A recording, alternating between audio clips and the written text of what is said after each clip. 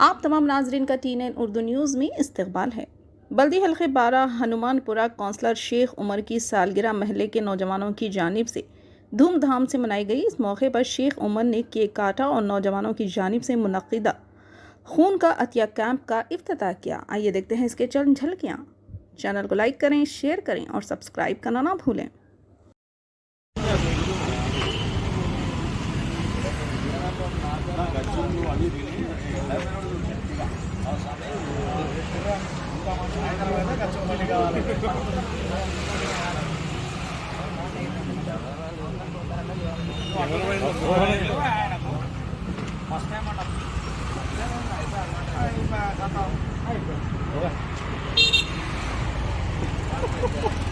Claps.